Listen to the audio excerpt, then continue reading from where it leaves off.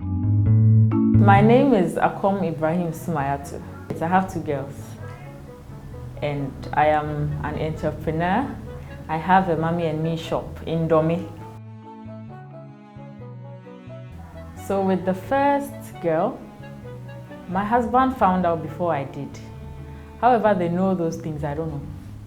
He just told me I looked different and that I could be pregnant. So I laughed it off because there was no symptom, nothing. So I went to the pharmacy to get painkillers and I decided to buy a pregnancy test. I mean, it doesn't hurt to check, right? So I checked and I was indeed pregnant. In fact, the lines were so deep that it could not be a false positive. So I took a picture of the test and I sent it to him. And I was like, what he said has come to pass. It's like, The second one too, he found out I was pregnant before I did. So maybe there's something about me that just gives off when I'm pregnant, but I don't know. So the second one, we're in the north and we were eating, you know how there's a lot of meat in the north. So we were eating a lot, but he realized I was eating more than they were eating. And he asked me, could I be pregnant? I was there. And my first girl was just about 11 months old. I said, no, I cannot be pregnant. It's impossible, impossible. And he said, oh, just check, you never know. So when we were coming back to Accra, we got to Linda door. And I told my sister, hey, today they'll eat banko and tilapia. And she was saying at 8 o'clock, you are pregnant. You feel like eating banko and tilapia at 8 o'clock, then you are pregnant. So it got me thinking, because 2 people. Immediately we got home, I went to check. And the lines were there. I was pregnant. So now I had a not 1-year-old baby and I was pregnant again. So I was imagining, hey, how am I going to juggle these 2 kids? But it worked out well for us in the end. For both pregnancies, they were not so different. I am a natural craver. In fact, as I'm sitting here, I'm craving for some shawarma in Osu. I crave all the time. So when I start craving, or when I'm craving, I usually don't associate it to pregnancy because, But for my girls, I realized that I was eating a lot of sugar. I can just crave for cake. And I don't like chocolate cake, but somehow I wanted to eat chocolate cake all the time. Muffins, that kind of thing. And I puke a lot when I'm pregnant. Not extreme, not the hyperemesis gravidum, like the normal one. But there's a lot of things that can trigger it. Like when I see hair in the sink, the wash basin, when I see hair, any type of, in fact, my own hair makes me want to puke, and I get very annoying when I'm pregnant because I don't want you to touch me. Sometimes don't even talk to me. Like, leave me alone. And when you have a child and you're pregnant, you can't be like that. Because children, they don't care. They don't even know what's going on, And the journey was difficult, but it was manageable, but it was difficult, And I have a business, so I had to be going there when I'm pregnant. I have to meet people that I don't want to, but I just have to. And sometimes some people can ask you some hey, when there was one time I actually told one of my aunties that, and I realized what I had done after. She said, hey, when you be, and I said that Gary Namanum, and she got pissed. But I had to go and apologize to her. I said, see, it's not me. I'm just on edge every time. And at that time, my husband was not even joking with me. Or he would play with me small, no. Godzilla, I'll become wild, My father was always very careful around me because I would just say something that will annoy you. I have to come and apologize later. Pregnancy is difficult and it's funny. And on the days when I'm in a good mood, I expect everybody around me to be automatically, you have to be in a good mood. And I was nesting a lot. I always had a mop with water around because when I see one dirty spot, I have to clean. When the house is not dirty, I feel very funny. I have to always be doing something. When I was like almost 9 months pregnant, I was washing every day. Every day I would wash. I'd look for something to do because I was just not comfortable, you know. And maybe that's what sent me into labor, I don't know. Because the day I went into labor with my second born, I walked like a very long distance. I was just walking to nowhere because I was tired. I wanted to do something, you know. So for both pregnancies, it was not so different. It was just the puking was the standard thing. But I'm very active when I'm pregnant, so I think that helps me. You know, I try to forget about the not so nice parts of pregnancy, and I condition my mind to accept the fact that no matter what I do, I'm pregnant. You know, I can't always be on edge all the time. So I'll definitely do it again. I know my husband will watch this. I'll definitely get pregnant again. This time, let's hope things go well. I will not be on edge all the time. So for my first, I had problems sleeping all the time. I couldn't sleep. I usually sleep around 2. Then by 7 o'clock, I'm up.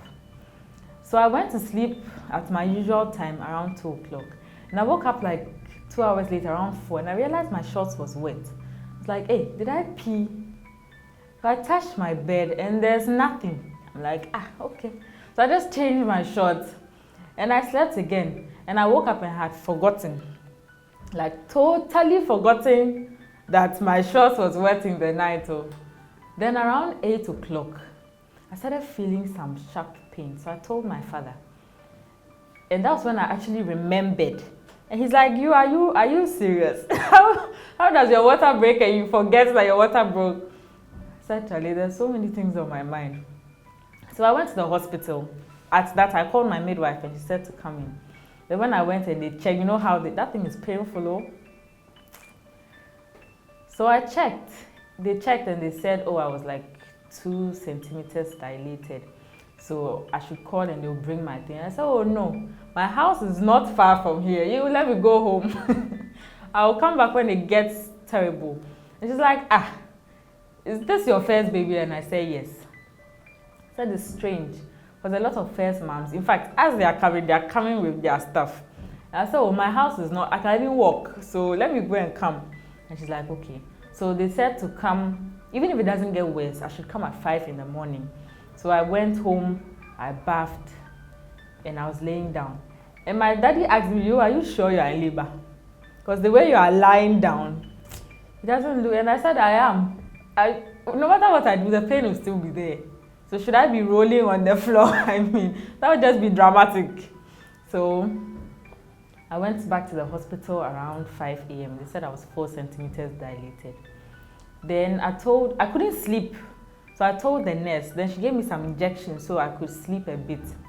Then around 9:45, some pain just woke me up. That's when I realized that I was in for trouble because the pain that woke me up, I can't describe it. Then as I was in pain, my husband walks up to me and he whispers in my ear, Charlie, let's do it fast and let's go home, man. This hospital vibe, I don't like it. And I'm like, really? So in fact, I removed his rings back for him. Take it and go. If you are telling me to do it sharp and we'll go when I'm in labor.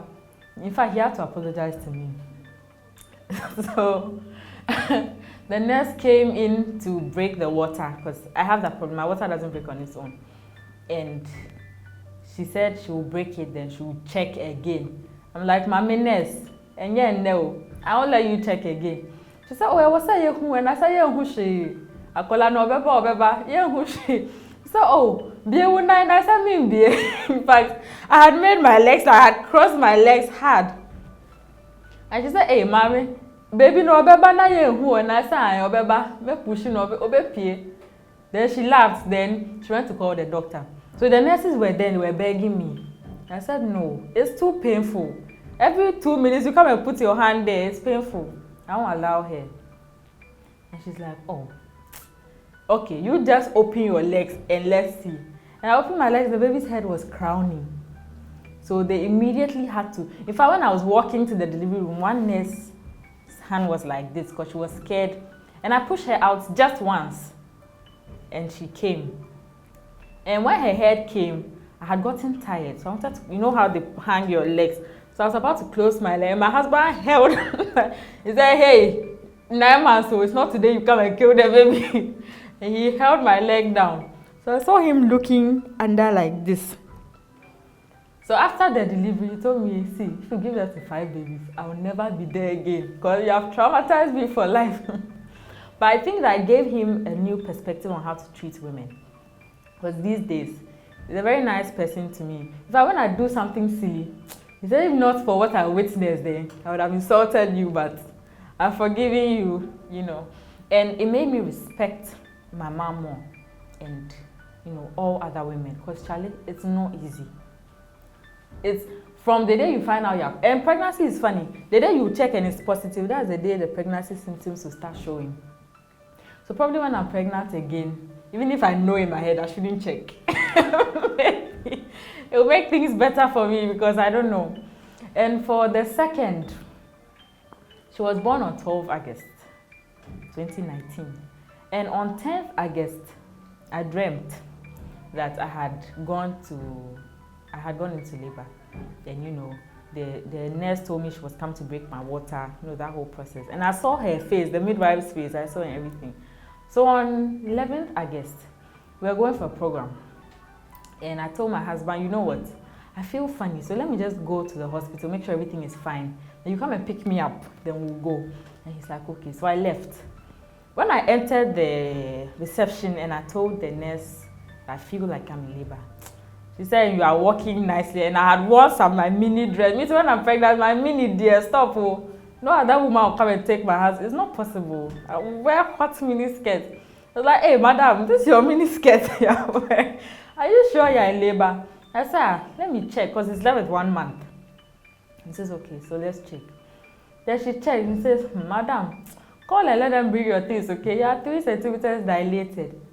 And I'm like, no, I'm not ready to give birth today. You let me go for my program and come back. She says, no, you go and give birth there. Because, you know, second babies, the labor is not so prolonged. So I actually begged her, madam, this program is very important to me.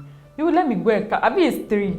By 5 hours, to go out then like 7. Then I'll come back. And she said, you are not serious. You go and give birth there. So I called my husband. Like, Charlie, he said it's time, so bring the things. And he said, so you are lying. And I said, how will I be joking about something like this? And he says, okay. So I called my sister. Luckily, she was in the area. So she quickly came. And the process started. They had to come and break the water in. But then I was a bit experienced. And I usually tell myself the pain can't be compared to anything. Like, so sometimes I don't even really feel it because I've put that high thing, you know. So she breaks the water and she comes to check. And I said, "Ma started BM." Then the nurse told me, "Mo dear mo ba kase mo BM." The next year na ye mo ba ye dey sabesha, you know, that kind of things they say. So she put her hand there. She checked and I was like 5 centimeters by then. Then she told me, oh, by 1 a.m. you should have delivered. And the pain, that was around 6. So they are telling me 1 a.m. And I'm not so lucky. My contractions don't start and stop. I am not able to time. Immediately they start. So, and that one was so painful. Second baby saying, in fact, I think that's why they are not good. My father usually says the second boss. They are not correct. And it's true, I've seen it firsthand. So she checked again and she says, okay, I'm 6 now. And then the pain started. In fact, at a point I was lying on the floor and the midwife was begging me, Mommy, tubo, why? Tubo. So we are in a ho. I feel I style, no, yeah, also, and I called my husband. He said me to come. Never. Because he can't go through all that he went through again.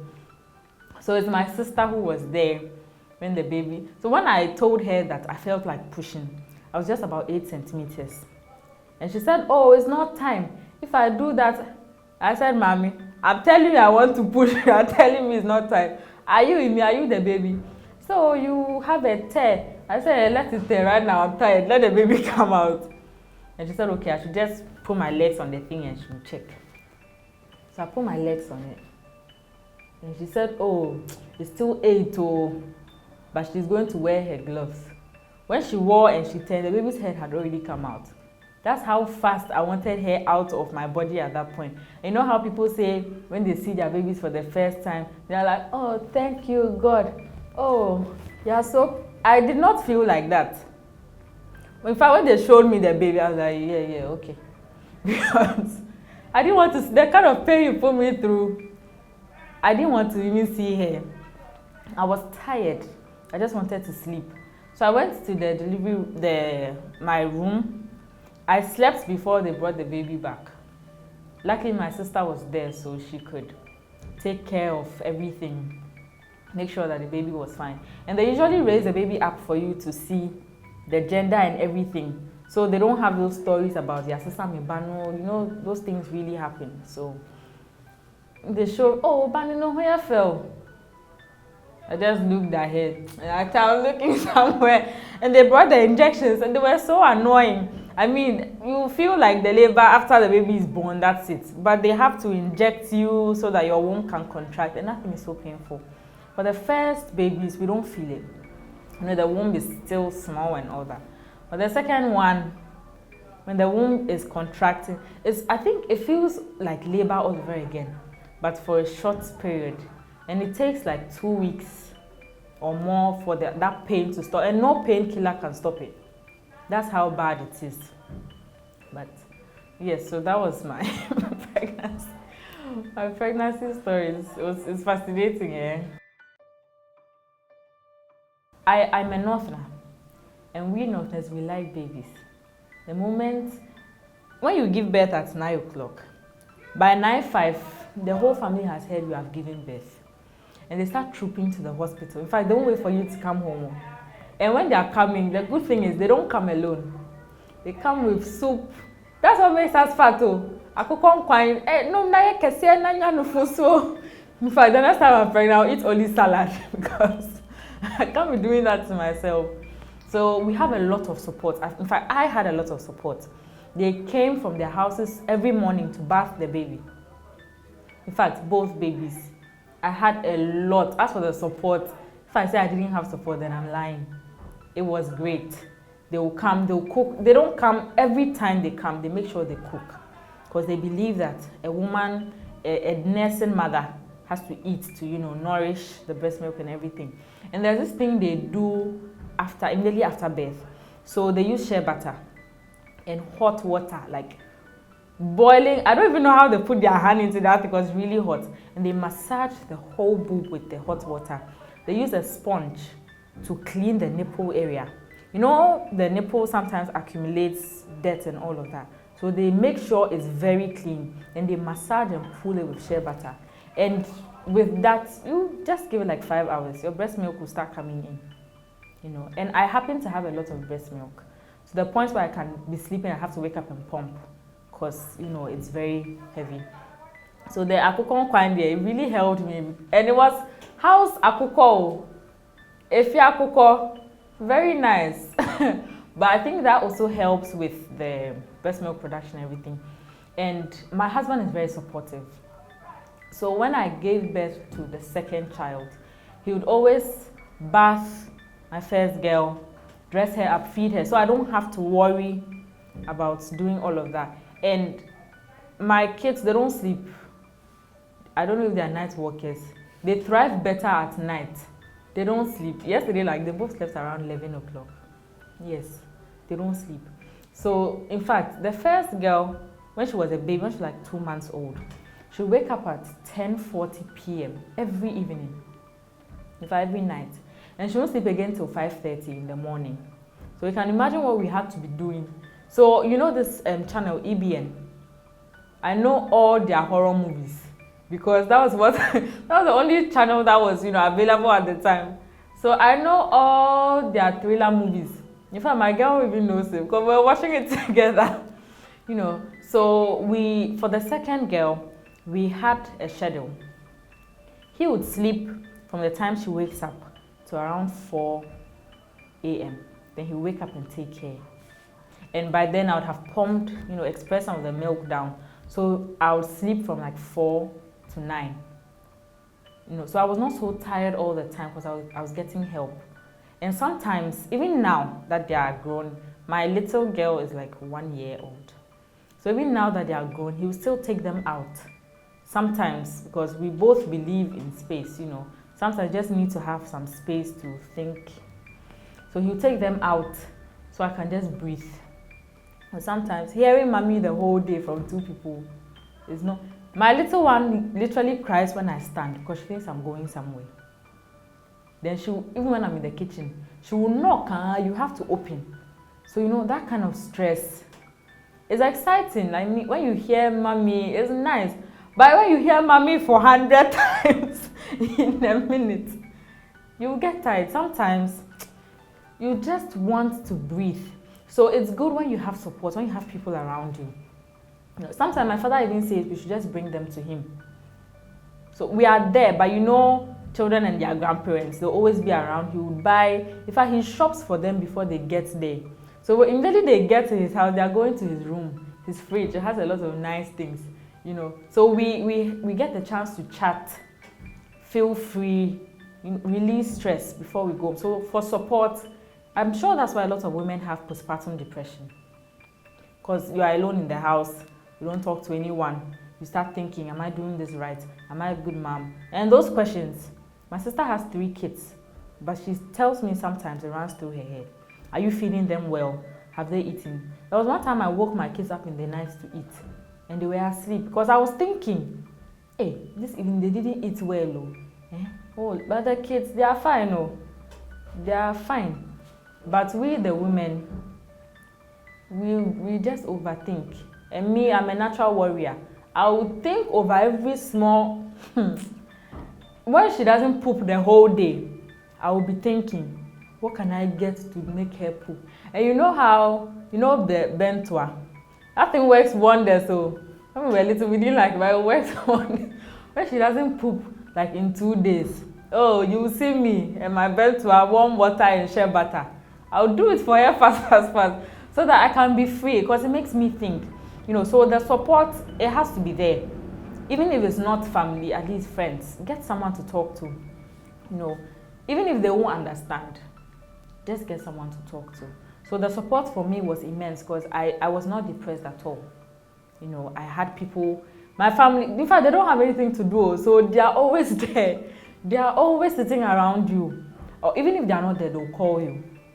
They will call me every morning, every afternoon, every evening. Are you okay? Is the baby okay? Have you done this? Have you done that? They'll bring you food. So for support, for me, it was immense. In fact, at a point, it was even overwhelming. Sometimes I want to sleep, but there's visitors at my gate. They are, so the support was good. I once saw my grandma bath a baby, and I told myself, I will not let you bath my baby. Because but me. They use like boiling water. They believe that on the first day the baby comes out, they believe that they are, how they are folded in your tummy. So they need to stretch them out. So they use shea butter, 100% shea butter, and hot water. So they first start with the head. You hear the baby, wow, crying, they don't care, they are stretching your body.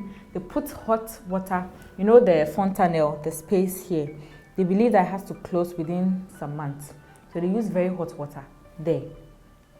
And I don't know if it hurts the babies, but they cry a lot. Then they use shea butter, plenty shea butter, and stretch their hands like this to the back. You see me, I can't do it. For my children, they can do it because they are very properly stretched. And they send their hands back again. Do the same to their legs and literally bend them together. Like hold them hand and leg and bend, and bend them. Then they do it to their backs. They massage them properly. And when they finish, they throw them up 3 times. They'll catch, and you see the baby shaking in the air.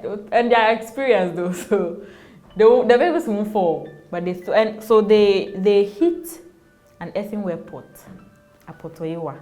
they break it and heat some parts of it. So that's what they put the shea butter on. So it's completely melted and hot.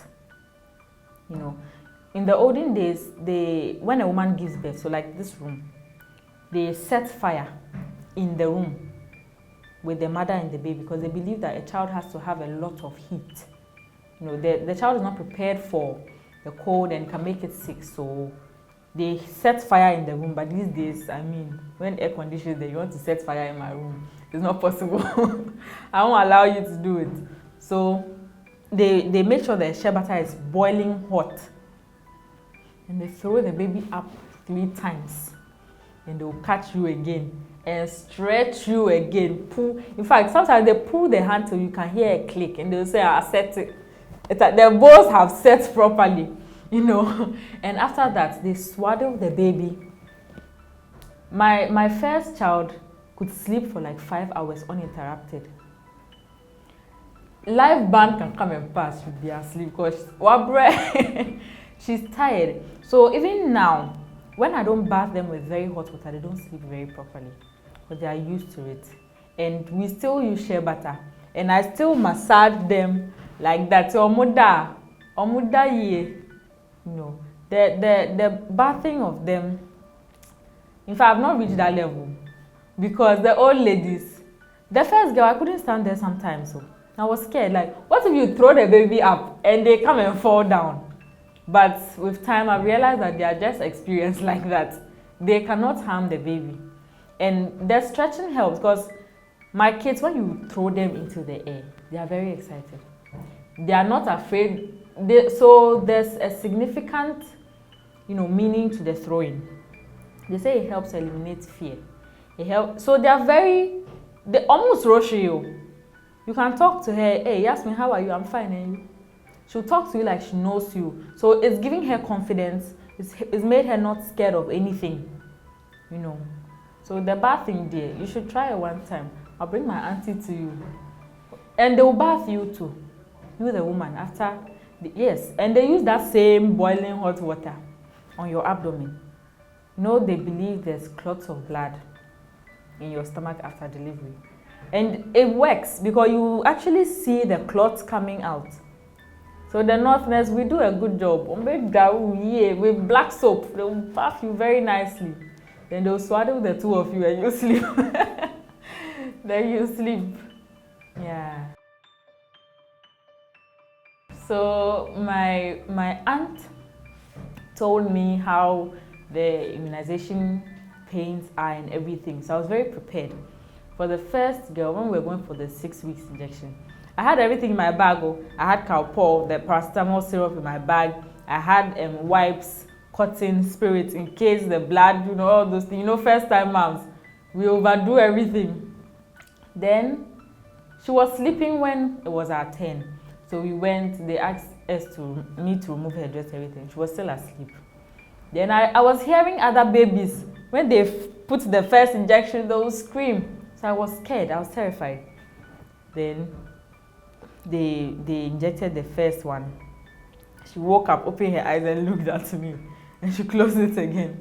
Then they injected the second one. And she did the same thing. And she didn't cry. I'm like, is she okay? And then the nurse was telling me that, in fact, the first baby she's injected that day who hasn't cried. So immediately we went, I woke her up to give her paracetamol because I was thinking, hey, it's amazing. All babies are crying, only you've not cried. And in fact, when she was born, she didn't cry. You had to hit her twice. But her eyes were open, looking at us, but she wasn't crying. So when I went to sit down again, I dressed her up and everything. And we went home. I was expecting her to run a fever. But you know, it happens. Nothing happened to her. They said we shouldn't bath her because of the pains and everything. So I didn't bath her. But I was amazed, like she didn't cry. And for the rest, she would just sit down, they will inject her and she'll be looking at you when you finish. In fact, it's like she already wants you to be done and over with it. But the second girl, she showed me Pepe. Because when we have to go and inject, usually I'm alone. So I send her, she's in her car seat, all that. When they inject her, she will cry like 1 hour. I have to hold her. I have to hold her pamper her, make sure she's okay, soothe her until she sleeps. As for hair, even if you pinch her small and it's not painful. There was one time I tried some experiments. You know, they say babies are dramatic. So I hit my hand on a wall and I held her head. Oh, sorry. And she started crying for no reason. So I realized that maybe the injection is not so painful. She's just dramatic. She's like me, the way I'm dramatic, I can roll on the floor for no reason. So, I mean, when I'm sick and we are going to the hospital, my husband will say, please, let's go and do fast and come home. Don't go and do your things. Don't be dramatic. You know, and they'll be injecting them. I'm the one who will be crying, you know. Me, the drama, dear, they gave birth to me with it. So I'm not surprised that my second girl is so dramatic. But it's important. I mean, if you think about the pain and you say you won't do it, you worry the child. Even though I've injected them, sometimes I put them down, straighten their legs to see if they are not getting polio. You know, I'm that type of mother. Just yesterday, I was bathing them. I said, hey, slide down, let me see your legs. And my husband said, hey, don't be doing that to the children. No, you make them scared. I always put them down, check their hands, are they straight? Check their legs, are they straight? Are you okay? Now ask them, Yasmin, are you okay? She said, Mommy, I'm okay. Are you okay? Mommy, I'm okay. You know, so the immunizations, they are very important because it's just one, so they won't get, you know, yellow fever, all of those things. But if you say you won't do it, is it worth taking the risk? I mean, it's not. And sick children, it's difficult to take care of them. It is difficult. My first girl had sepsis. She was like 5 months old. She's very prone to infections. And she had sepsis. And when they were trying to find the vein, they couldn't, so they had to prick her like 5 times. I left the room because I couldn't take it. And I started feeling like, am I the one who exposed her to death? You know, all these questions running through my mind. So for the immunizations, I don't joke with them. I don't, because I can't stand there when they are sick. I will fall sick too. We will all be sick. Because one time we were all sick. My husband was the one who had to take care of us. My own, I was just dramatic. But the kid, you know, when they have even catarrh, just like normal cold, you see how it feels. So I don't joke with my immunizations. If it's time, it's time. I will send you. They will inject you, but you will be fine. You won't die. You know, yeah. So for the feeding, I breastfed exclusively for 6 months for both of them. So the first girl, she was a little difficult to accept solids the first time. And there was this geba, mixed fruits. That thing, one is like 15 cedis, and that's what this girl wanted to eat. I'm like, Madam, when I was growing up, Morocco that I was drinking, those days, if you are lucky and you have Morocco, then you are from a rich family. Can't be buying 15 cedis worth of food for you. So I had to be blending fruits. In fact, I learned from the internet how to mix fruits, which fruits go well with. And they are quite expensive, but I mean, if your child is growing nicely, sometimes you forget about the expenses. So I was doing kiwi and pear. It's very nice, and she liked it. Sometimes apples and banana mixed together. Sometimes I do carrot and chicken like together. And it's very nutritious. I mean, she likes it. I steam the chicken and everything, but I make sure the pepper is not too much. But even with that, by the time she's like 8 months, I start weaning her of that.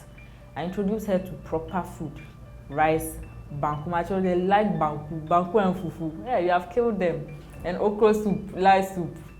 You have finished them. The way they'll eat and make you happy, eh? So I introduce them early to food. Like after 6 months, I don't do too much cocoa and those things.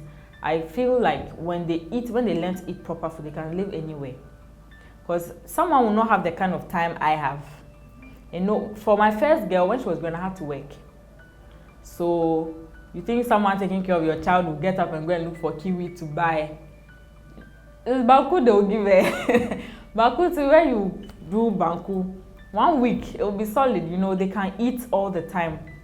My second girl, actually introduced her earlier. For her, when she was like 6 months, like 2 weeks into her safe month, she had already started eating banku. I do it very soft. Then the okra has to be very slimy, so it goes down easily. And they adjusted quite well. The first one, she had tummy issues like the first few weeks, but she got fine.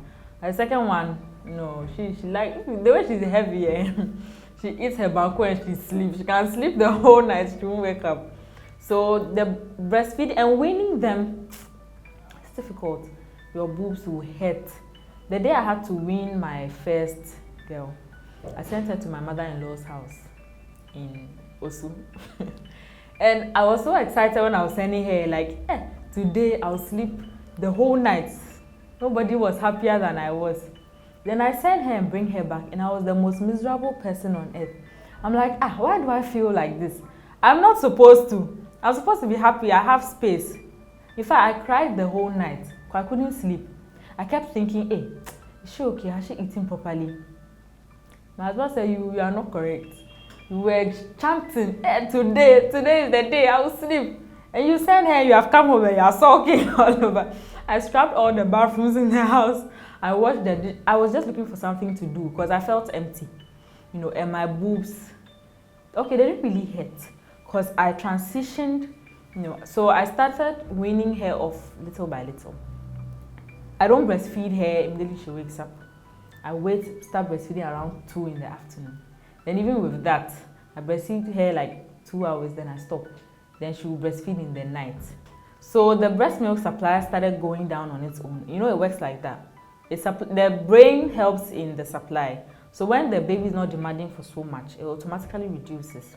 So it wasn't so difficult. I remember when my sister was weaning her child, it was a war for all of us. We had to be freezing cabbage.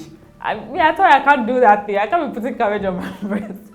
And it was a hard because she had to be taking painkillers and all that. So I learned to do mine slowly, so I don't go through. And besides, I was pregnant at the time. So if I had to couple that with early pregnancy symptoms, remember. So I weaned her off slowly, and I was feeding her very often. Babies, sometimes you feed her, they don't eat very properly at the time. So I had to be feeding, in fact, I had to time it.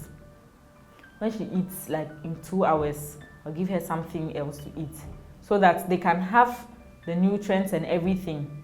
So sometimes even when they are not eating so much at a time, I know I fed them well because they eat so many other things, So for the feeding, it's difficult, but if you push, and for the first one, sometimes when I'm feeding, I have a cane by me because she wants to play. Jasmine, come and eat. She'll be jumping somewhere. So now I have a carpet. When she sits on it in front of me, I will be sitting down with a cane. When she puts one in her mouth, I'll say, good job. And when you encourage them, it makes them happy. And she'll say, Mommy, let me eat, and you say, good job. Then she'll eat. Good job, The second one, when she's done, she's done. There's nothing. She'll open her mouth and then she'll bring it out again. So the feeding is difficult, but you just have to try. Don't give up and say, they don't eat, so I'll just continue with the breast milk. It will not be enough after they are 6 months. So the first was in school, at least until COVID. The second was supposed to be in school in September, so I'll be a free woman, and COVID happened. So when I was looking for schools for her, she's very prone to infections, the first one. So I had to make sure the environment is very clean. And I didn't want a school that had too many children. So I went for something like a daycare, but they teach, but it's like a daycare. And the children are not so many. There were about 7 in her class, and when she joined, there were 8. And there were 2 teachers. So they had a lot of time for her, They actually have time to feed each child one by one, And I had to make sure, proper sure, that they are very clean, because I can't have my child having sepsis back and forth like that, So I actually went to one school first, and immediately I entered, the place was smelling like puke. So I just told her it's okay, and I said I'm going, and she was like, but you have not seen the inside. And I said, Madam, it's okay. She So even me, I couldn't stand it, you know, and I can't subject my children to something I don't like. So I said no. So the search there, I roamed because I looked at a point. My husband gave up on me. He said, you know what, you go alone. When you approve, then I'll follow you because we can't be doing all this driving looking for schools. But finally I had one, and the teachers are mature. In fact, that's what I was looking for. Some of the young people, maybe because they haven't had kids before, they don't really know how to, you know, take care of them. Like when it's time for a diaper change, how to entice them into eating, you know. But these old ladies, they really do well, because some of them are even grandmothers, you know. So they have time for every child. So that was the main thing I was looking for. I was looking for people who were quite old, who can, you know, that they can take. And my girl is very well taken care of. But when she comes home, in fact, she eats more in school than she does now. I don't know how they do that. Maybe I have to ask them for their tricks, and she talks. So she will tell me if she doesn't eat, or if they are doing any funny business. She will tell me. She gives me details about her day when she comes home. And when she comes, she says, oh, today Auntie Bridget fed me. Auntie Bridget did this, did that, you know. And they teach her, they potty train her there. So it makes it easier on me, you know. And she's, overall, the old ladies are just the best, because they take care of her very well. So just yesterday, the first one came to lie on me. The second one came to hit her. But she thought she was coming to suck her breast milk. So the rivalry will forever be there. But I think it's just a sibling thing. They are very close. As for that, in fact, you should see them when they see each other after a long day. They are so happy. But me and my brother, we are like cat and dog. There was a time when we could fight, and my mother would give us a knife. Say, you know what? I have 2 other children. Finish each other. Or there were times when she would say we should actually fight. I mean, we have started it. We should continue, and she'll be sitting down looking at us. She'll cross her leg. When we stop, she'll beat us. You know, she was doing it, so we will stop.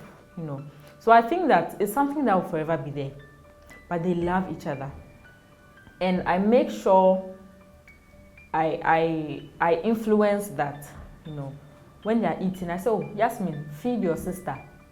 So it's something she does these days. When she's eating, she always remembers her sister. You know, she'll say, oh, mommy, why is Yanis not eating? Those questions. Oh, mommy, today Yanis has not had her snack. In fact, she reminds me. Or when her sister is crying, she'll go and bring a cloth. Mommy, back her. She's crying too much. Mommy, why are you making her cry? You know, all these things. And so when she was a baby, when the second was a baby, fresh baby, I always say, oh, Yasmin, bring a diaper, let's change your sister. Bring wipes. And sometimes I even make her try to do it. So it made her close to her sister, even from that young age. You know, oh, Yasmin, come and let's feed your sister. And she will try. Or come and clean her face. She's crying, say sorry to her, you know, that kind of thing. And she actually sings for her when she's crying. She'll pat her back and see, because she sees me do it. So it has made her very invested in her sister's life. Because it's almost like her sister can't live without her. But when she's not in the house, she gets very moody. She'll probably cry the whole day. She'll just be fussy. And when her sister comes, she's fine. There's nothing wrong with her. She just misses her sister. You know, because I know some parents who, when they have another child, they don't even want the first one near her, but they're afraid of infections. But they are taking care of the first one very well. Why are you afraid that she will infect the second one? Nothing will happen if you don't do that. One of my aunties did that. She's facing problems right now. When she had the second born, she was not paying so much attention to the first, you know. When he's coming to his brother, she'll be like, go to the hall, go and sit down. So it made him timid. And it was like, he felt like his mommy didn't like him. And the baby has taken all the attention and everything. So he will sit somewhere in some corner and just be there. And she didn't realize until later. You know, there was one time she was telling me, she said, dear, why yes somewhere, now she baby on Kasaya. And I said, but you are the one who caused it, you know. I don't even blame, when I see them doing something bad together, I blame them as a group. I don't try to make it look like because Yasmin is older, she should have sense. She's a child. You know. So yesterday I caught them removing the bowls from the kitchen.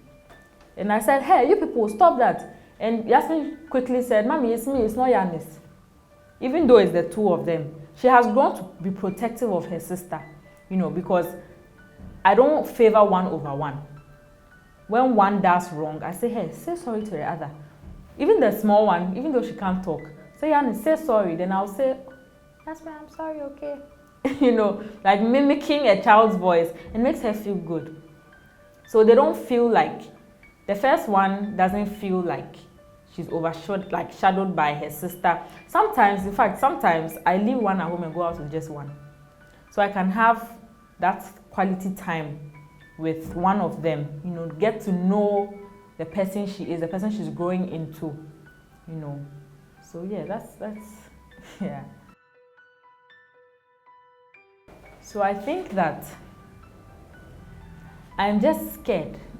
Sometimes I just look at them and I'm like, so these people will grow up and go and leave me. And you know, I will not have that protective barrier over them anymore. I think I'm just afraid of the future. I don't know what's coming, you know. Sometimes I worry that, hey, so one day, me when I was in university, I mean, jumping up and down, my father will call me, I'll say, hey, I'm not a child anymore, you know, that kind of thing. And I know that my kids will do it to me. But now I think I understand how he felt. You know, that fear of not knowing what's coming, that fear of not being able to prevent it, because there's some things you just can't prevent, you know. That fear of thinking you are inadequate or you are not enough for them. That has been the challenging part for me. Not raising them, as for that one, day by day, we take it day by day, you know. But I'm just afraid for the future. So these days, I don't even take them out. But what if one falls sick? You know, and all these things, they are a burden to me. My thoughts. I'm always thinking, hey, so eventually they will no longer be staying. You know how children they will not only stay with you. Eventually they will stay with someone, you know. Sometimes I think. So I actually train them like that. My first girl knows how to eat gari soakings, and she's 2 years old. And sometimes I intentionally do it because you probably go and stay with someone and you'd have to eat that. And I don't want her to say, hey, media meaning way do you know there's people like that. Media mean to me in the way you. There's no food on earth you can't eat. If you try, you can eat it. You know. So she eats bread. She will drink gari soaki. That's even her favorite. Then you add granuts to it. Then you have killed her. You know. But I do that to make sure that they can adjust anywhere they go. She loves being with my sister, my first sister. She has kids too, but she's very comfortable there. Because what they eat is what we eat at home. You know. She's trained like that to not be picky and say, oh, today I heard a story one time about some woman who gives. In fact, she makes her children choose what they eat. I don't have that in my house. What we cook is what you eat. You can't tell mommy today I want chicken wings. Me, have I eaten chicken wings? You want chicken wings? I actually heard a story about that. How the woman gives, she has menus. So she gives to the child. The child can say, today I want chicken wings with hot sauce. Hey, me and my mother's house, you eat tozafi. There's no option. That was how I was raised. So I can adjust anywhere. So far as human beings are eating it, I know it's edible, you know. So I train her like that. So I think that what worries me more is knowing that there's times when you can't protect her or protect them too much. You'd have to.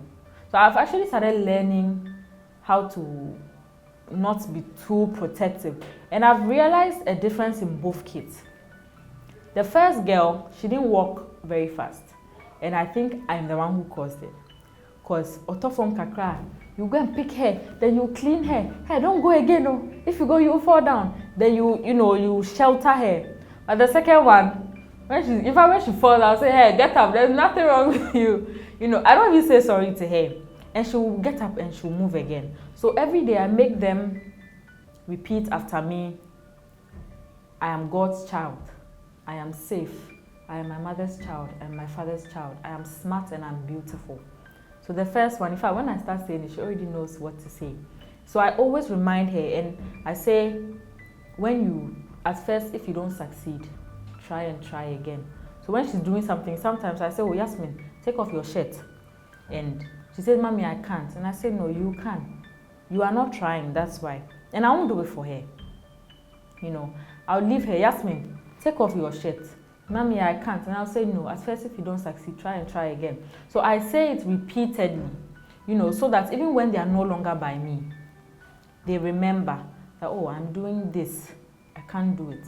But at first, if I don't succeed, try and try again. And when she falls and she wants to cry, I say, no, don't cry. Because life is like that. I've fallen down so many times. In fact, my father doesn't even know some of the things I've had to go through. Because I'm that type of person. When I fall, I'll cry, but I'll pick myself up and I'll continue because I cannot afford to fail.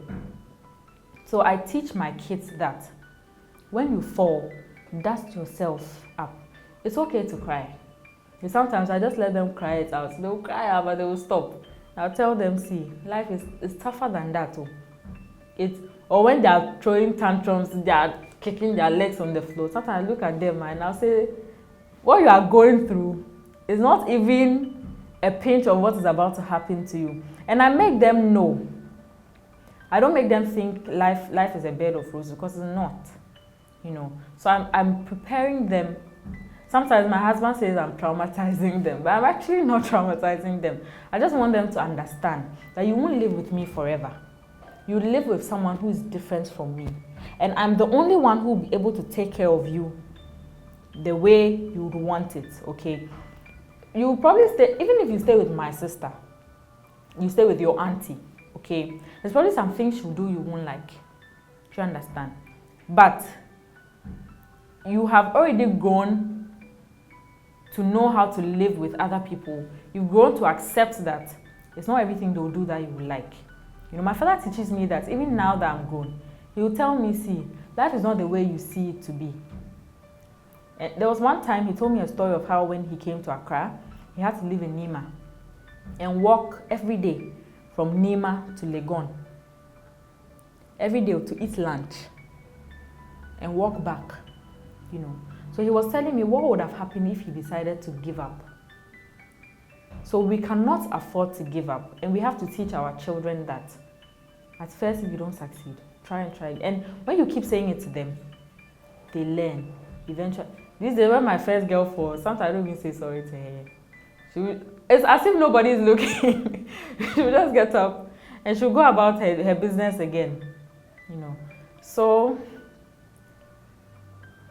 the challenging part is just the fear. But I'm working on it, so. So, yesterday, when we were going to sleep, they were playing, and I said they should come and sleep. And the first girl said, Mommy, thank you for Yanis. As in, thank you for giving me a sister. And all of a sudden, I felt so good. The stress they put me through the whole day didn't matter anymore. Because I was happy that they are happy. I was happy that they have each other. And I think that's the rewarding part. Motherhood is stressful. It's tiring. I slept at 2 a.m. yesterday. I had to be up by 6. So 4 hours. But I'm striving. But so even though it's difficult and sometimes you just want to sleep, you just want to have your own space. When you see them, when I see them, I see how nice they are playing with each other. I see how they laugh and hug each other. It makes me so happy. I just look at them. I like my mother used to say that, hey, and those are when she said it was annoying, but now I understand her. And my father keeps saying that when he sees the way we relate, his children relate, it makes him happy. At first, I didn't understand, but now I do. When I see them, Mommy, thank you for Yanis. It makes me so happy. Because to her, it feels, I'm sure my first girl thinks I gave birth again for her. And she keeps telling me, Mommy, give me another sister. So it'll probably be a girl gang. Hey, then my husband, they will woo, because 3 dramatic children, plus your wife. It will be terrible, but motherhood is rewarding. And don't expect every day to go the same way. Because it's not. There's some days when they both get fussy the whole day. In fact, there's nothing you can do that will calm them. You know, but at the end of every day, I say to myself, today was okay, tomorrow will be better. Then we sleep, and tomorrow you try again, because you've already given birth to them. There's really nothing you can do about it. And for the men, if possible, encourage your wives. Yesterday, my husband said if there was a wife award, he would have nominated me because I'm doing well with the children, and made me happy. So he didn't give me money or anything, but just the words. And he encourages you to do more, okay? Don't say, are you the first person who has done this? Sure, everybody's journey to parenting is different, too. And it's very different, you know. And me, my husband, he was a party boy, the way he used to party, and now he has to sit in the house. When I was leaving, the 2 children were laying on him. You know, he had to do that so they can sleep, even though I am not there, you know. So for the men, don't say, I can't you can take care of your own children. People have done it, they did not die. People have done it, they did not die. But the women should also learn to communicate. You know, talk to your men.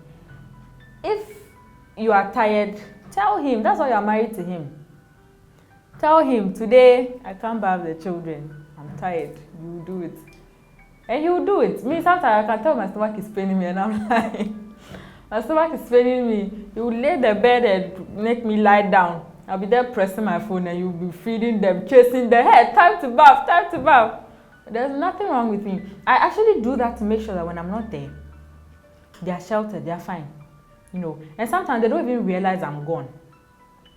Yesterday I went home and my daughter said, but the first one said, hey, Mommy, where did you go to? I felt like I was invisible. Where did I go to sing? So when I left the whole day, you didn't see me. It's right now you remember that I wasn't there, you know. So the men, they can do a lot better. I mean, my husband is doing an amazing job. He changes their diapers. He baths them. Yesterday, he made custard for them. I don't like custard. I don't like the scent, you know. So he'll push me aside. He'll do it and he'll feed his kids. You know, he can't even put them to sleep when I'm not there. So I think that communication is just key. Sometimes don't cook. Push your children to your in-laws' house and enjoy yourself, because life is short. Life is short, though. So children, it's tough, but it's rewarding. Yeah, it is rewarding. When you see them happy, it makes you happy. This video was brought to you by Baby to Teen, where your baby comes first.